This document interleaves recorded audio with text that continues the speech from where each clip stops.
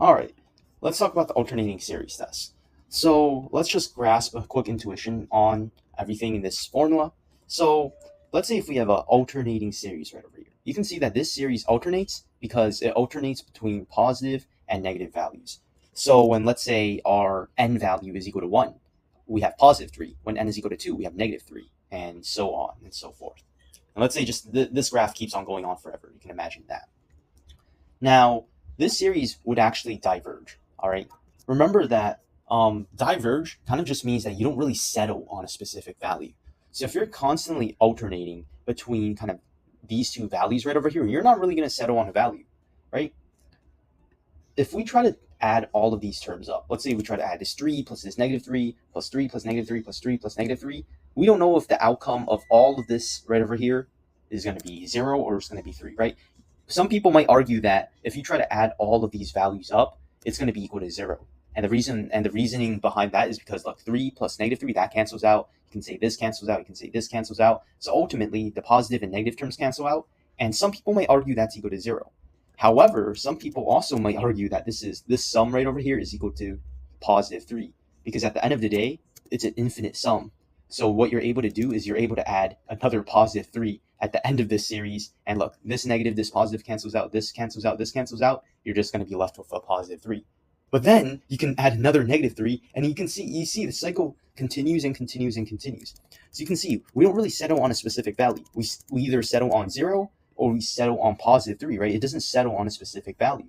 So therefore, when we add all of those terms up, so therefore, our series is going to diverge. Now imagine a scenario, just try and think about a scenario where our alternating series converges. I want you to just think about that first. All right, how in the world can I make a series like that, that goes positive and negative, positive to negative? How can I make a series like this go to converge to a specific value? What's going on here? This is an alternating series still, but it looks like that our terms are getting closer and closer to 0. It turns out that for an alternating series, kind of the way for an alternating series to converge is if it kind of converges to 0. All right, because think about it. You want to connect the positive side. You can think about it like this. All right, you have the positive region here, and you want to connect it with this negative region. And the only way to do that is if you meet in the middle point. All in all, the positive and negative values of positive and negative 3 cancels out. This positive 2 and negative 2 cancels out. This 1 and negative 1 cancels out. And you can see that all of these values cancel out. And eventually you're going to get so close to 0 that all of this just added up is going to be equal to, all of this added up is just going to be equal to 0, right? So yeah, that's kind of the alternating series test in like a nutshell. You essentially want the limit as n approaches infinity. So as your terms are increasing, increasing, increasing, you want that to approach 0, right? And you also want your terms of a of n to be non-increasing. All right, so a of n, you can just think about it as the positive portion of our series, right? This negative 1 to the n power, right? All this is doing is this is changing the sign of whatever we have. But if we just wanted to focus on sort of the positive portion of our series, we would just focus on a of n. We have to have our terms of a of n being non-increasing. Here's an example of that. The next term has to be either equal to or less than what you had originally. So you can see that 1 is less than or equal to this one right over here. 0.5 is less than or equal to 1, right? So your terms are constantly non-increasing. That's just what it means. It's not increasing, right? It can remain the same value, but it just has to be not increasing, right? It could be decreasing. It could be not decreasing, but it can't be increasing, if you know what I mean. If we have this series right over here. Now, as you can see, in our original alternating series test, n has to start from 1. That kind of makes sense here because if n was 0 or anything below 0, then it would eventually reach a point where we have 1 over 0, right? Instead of n being 0, we start at 0. We have a 0 here. And 1 divided by 0, of course, can't divide by 0, so that would be a problem. That's why n starts at 1. Now, first step, we have to take limit as a of n approaches infinity. So the limit as of n approaches infinity of, in this case, a of n just represents 1 minus n. 1 divided by n, right? Then we have this part right over here, and then we have a of n, which is just right over here. So limit as this approaches infinity of 1 over n, and that's just going to be equal to 0. So, all right, the first part of our alternating series test, all right, it looks pretty good so far. Let's move on to the second part. The terms of a of n are non-increasing.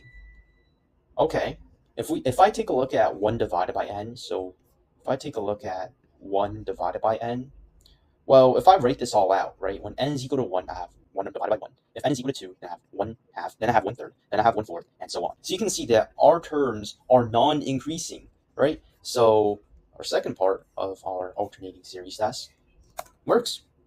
And that means that if both conditions are met, well, this will converge. I'm just going to write C for converge. So, right, you can see that everything sort of approaches 0, right? 0 is sort of the meeting point for the positive and the negative. And you can see that essentially you can think about it as sort of the positive and like the negative parts essentially cancel each other out. So these two, these top points cancel each other out, these points cancel each other out, the next set of points cancel each other out, right? And they get so close to 0 that, they essentially cancel each other out. And if you try to add all of these up, it's eventually going to converge to 0. Think about it as the absolute value of everything. So the absolute value of absolute value of this entire graph. You can think about it as the absolute value of our series is constantly going to 0, right? All right. Ooh, that's pretty cool. Let's do a little bit of a trickier problem. So let's say we have the infinite sum from n is equal to 3 this time to infinity. And actually, the bottom bound of your alternating series, it can be sort of any number that's sort of greater than 0. How do we do this? First of all, what is our a of n term? A of n term, let's see. We have this one here. All right, I have identified my a of n term. So we have a of n is equal to this, and we have to do the limit as n approaches infinity of our ln of n divided by n. Some of you guys might just be like, oh, this is easy, because n grows faster than ln of n. All right, the function n, if I actually, let me just actually plot this out. If we have y is equal to x, that's going to grow faster than y is equal to ln of x, right? Of course, this function grows faster. So if we use that idea, well, n is going to grow faster. Our denominator is going to grow faster than our numerator.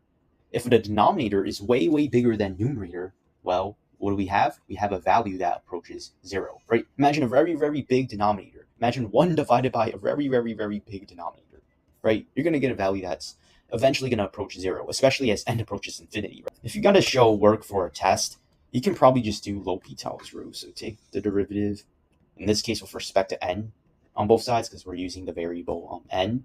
So derivative of ln of n is 1 over n. Derivative of n is just 1. The limit as n approaches infinity of, in this case, 1 divided by n divided by 1. Anything divided by 1 is just itself. So we have the limit as n approaches infinity of 1 over n. And of course, this is just going to evaluate out to 0. The second criteria, we want to find out if the terms of a of n are non-increasing. So we want to find out if ln of n divided by n is non-increasing. Now, once again, you can use the same logic as I did before. Because my denominator grows sort of faster than my numerator, what essentially happens is as my n value increases, my terms are eventually going to decrease in value, right? Because my denominator is slowly and slowly growing more and more than my numerator. That means that ln of n divided by n is just going to start decreasing more and more and more. For your test, you probably have to show work. And if you want to show your work, you're going to have to use critical points and the first derivative, right? Because when you take the first derivative, right, then you set that equal to 0. You find out your critical points. And if your derivative is negative at a specific region, then that means that it's decreasing. So let's actually do it for this, right? What I'm going to do now is I'm just going to take the derivative of this entire thing. So we're going to have to use the quotient rule. So remember, the quotient rule, it's going to be the derivative of the top. So derivative of ln of n is 1 over n multiplied by the original bottom. That's going to be minus the derivative of the bottom multiplied by the original top. And that's going to all be divided by the bottom squared.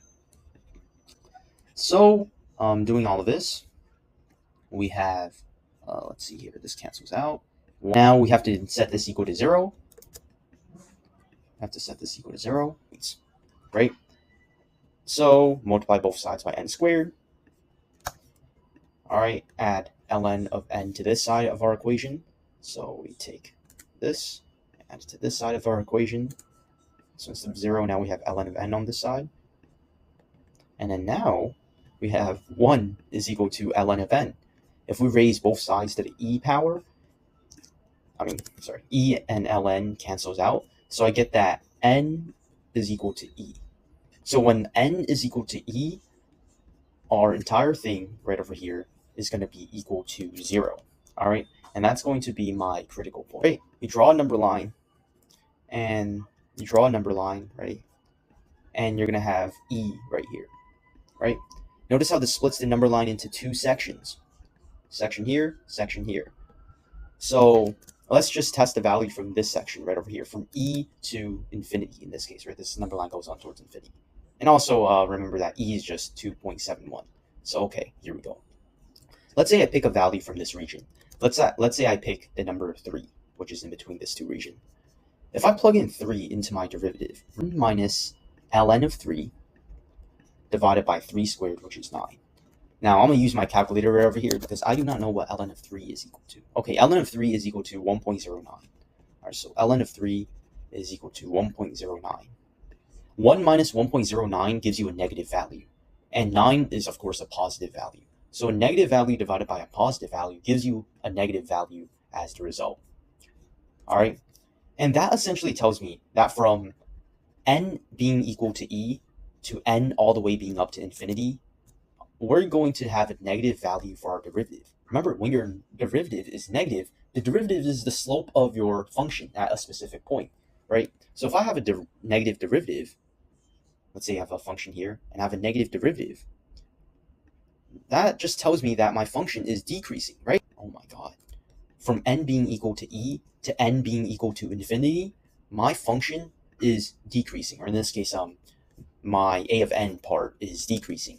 And guess what? The alternating series test, well, if our thing is decreasing, well, then that means it's also non-increasing, right? If something is decreasing, it's not increasing. And that means that this right over here fits both of our criteria for the alternating series test. And this means that this series does converge. First, if I have f of x is equal to negative 1 to the x power, you can see how it alternates, right?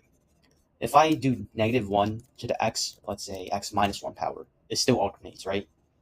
So even though I said for the alternating series test that, it's all of this right over here, the truth is that it could be negative 1 to the n plus some constant, right? As long as it's alternating, right, and it meets both of these criterias, well, you're good, right? So, that's the thing. No, if I did, in this case, x plus 1, right, it's still alternating. It's still going to be fine.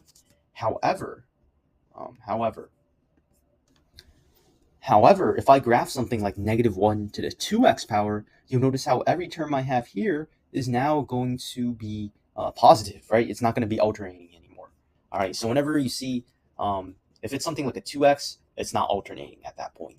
But if it's something like a n plus, not 2x, 2n, sorry, then it's not really going to be alternating anymore, right? But if you have something like n plus some value, or maybe n minus some value, as long as it's not like a crazy value or anything, like it's going to be alternating. All right, this problem right over here. So let's actually do this example. So let's see here. This is a really weird problem because we can't really separate it into 2 different parts. Let's kind of dissect this one by one. All right, so when, let's say, n is an odd value, all right, let's say n is an odd value. Now, when we have negative 1 raised to odd number, that's positive. Well, let's say if we have negative 1 raised to the 3rd power, that's still going to be negative 1, right? So at that point, we have 1 plus negative 1 raised to the odd power is just negative 1, and it's going to be divided by some odd number n on the denominator, right?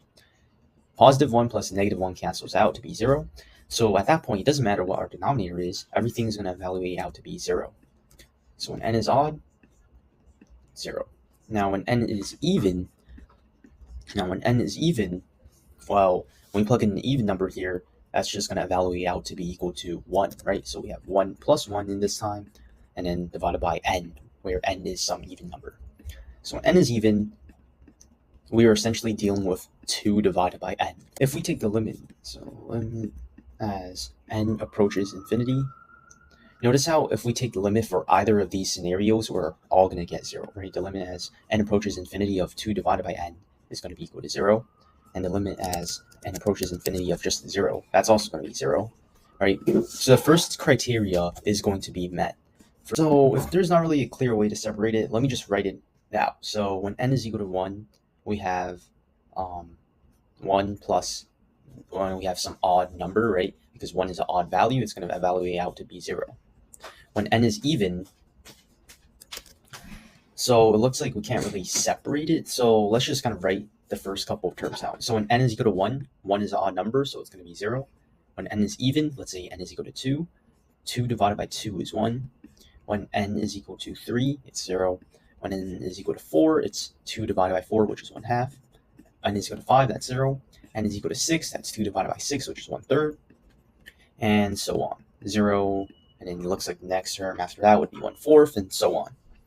So you can see that our terms aren't really non-increasing. You can see that our terms clearly have some increasing times, because like from 0 to 1, that's of course increasing. From 0 to 1/2, that's of course increasing, right? All of these are of course increasing.